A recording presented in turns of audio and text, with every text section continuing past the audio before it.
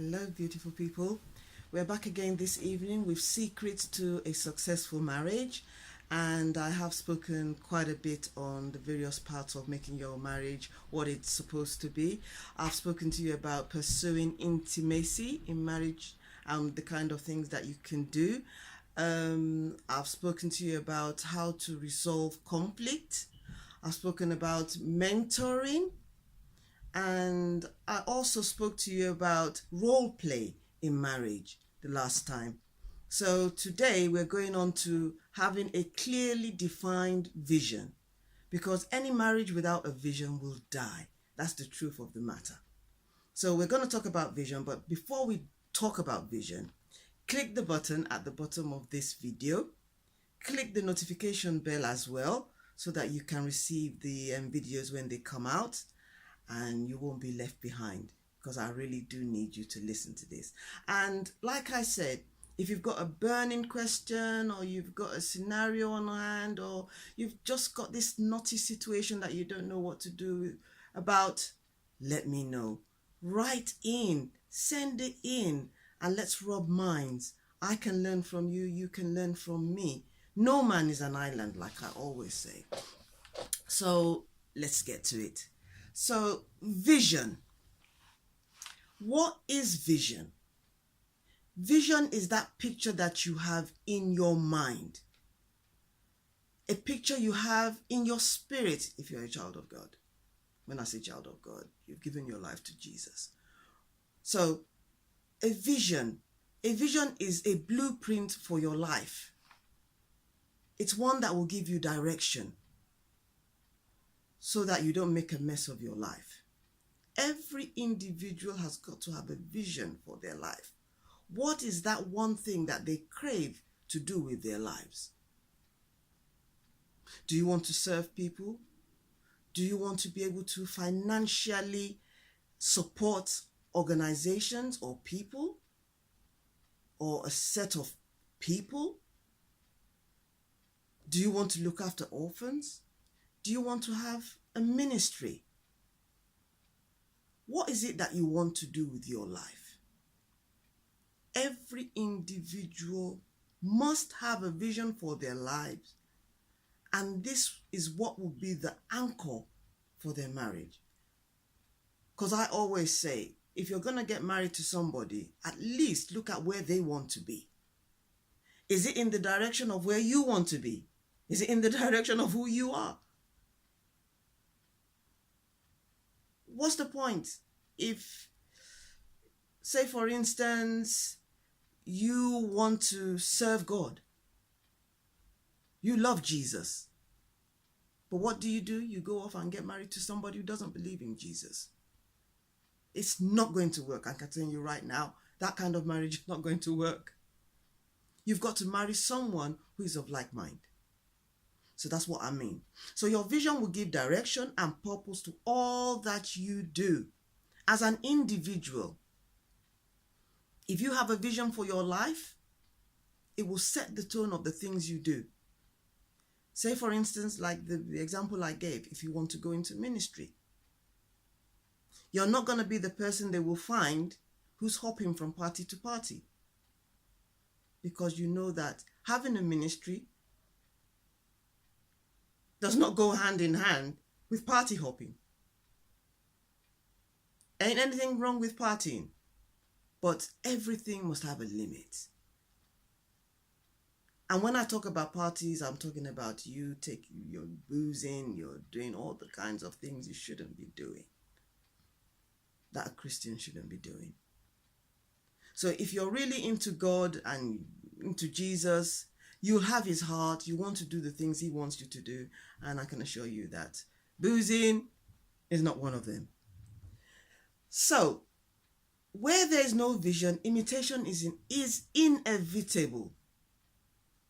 Many a time I see people going around and they want to look like somebody else. They want to behave like somebody else. I've seen people who want to be like Barbie doll. I've seen people who want to have Michael Jackson's life.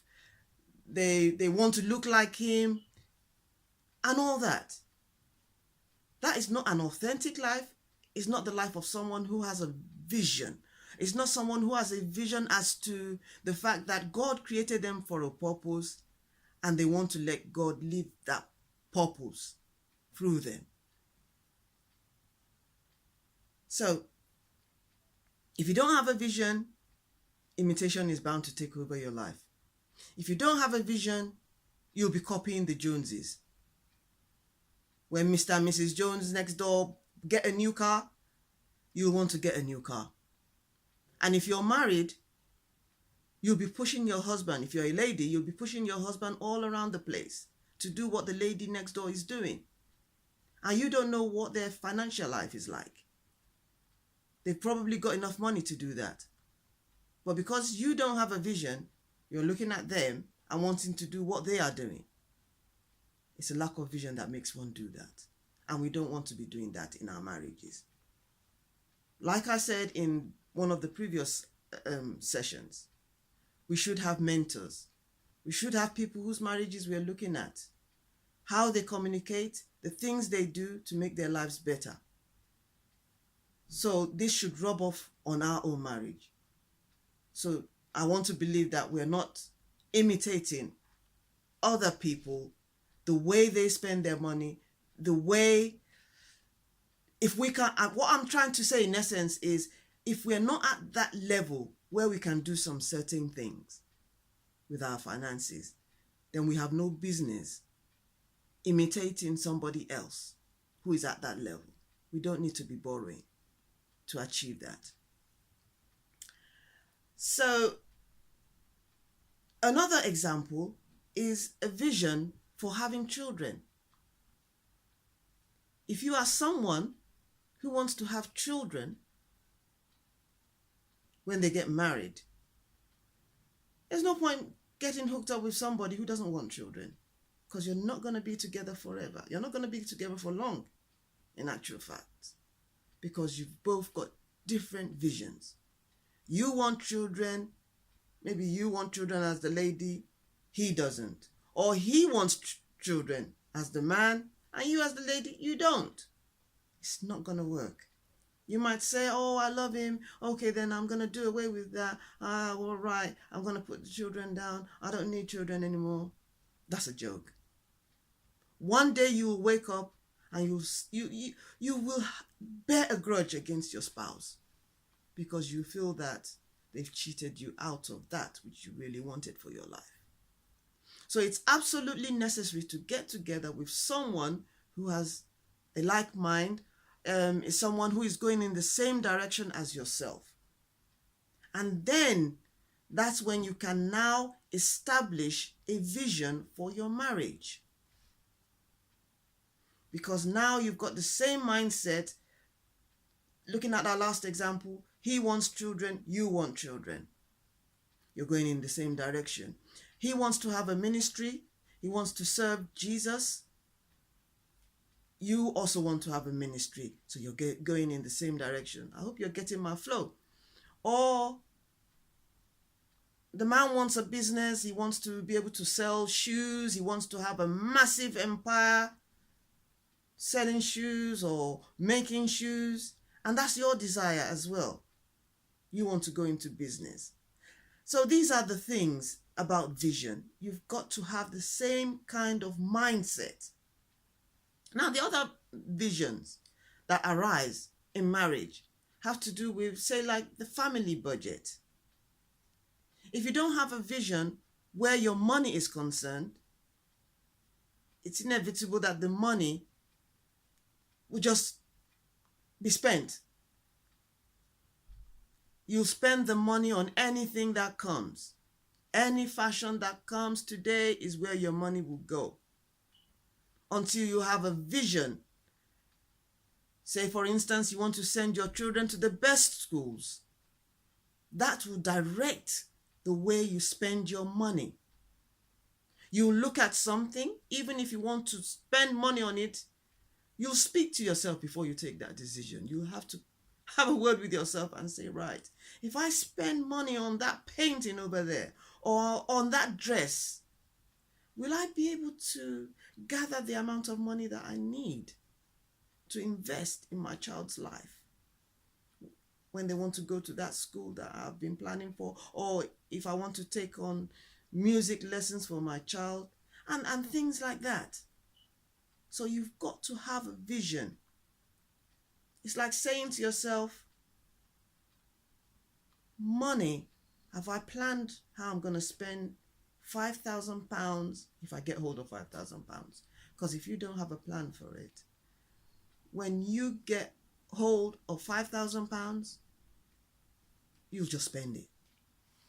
I can assure you, you're just going to spend it. So having a vision is absolutely necessary.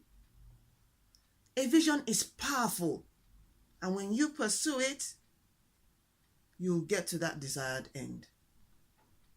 And so it's got to be. So remember, any marriage that will be successful must have a vision. What is it you want to achieve with this marriage? It can't be something as flimsy as, I just want this marriage because I want to have sex. So by the time you've had sex 20 times, you've had sex with the same person 20 times, don't you think that you'll get tired of each other? If it's just sex, if that's the only vision you have for that marriage. So it's got to be something strong enough, something that can hold your life. So think about it. Think about what you want to do with your life. Make sure it's going in the direction of the person you want to marry. Or if you're already married, then sit down with your spouse. Even if both of you went into the marriage without a vision, it's time to sit down together and see what you want to do with your lives. And let that give you the motivation you need. Pursue it as much as you can. Do great things together, and you'll have a testimony. So I hope what I've said about vision has helped you. And like I said, send in your questions, send in your scenarios, and let's rub minds together. So subscribe to the channel, click the notification bell, and I'll speak to you later. All right then, bye for now.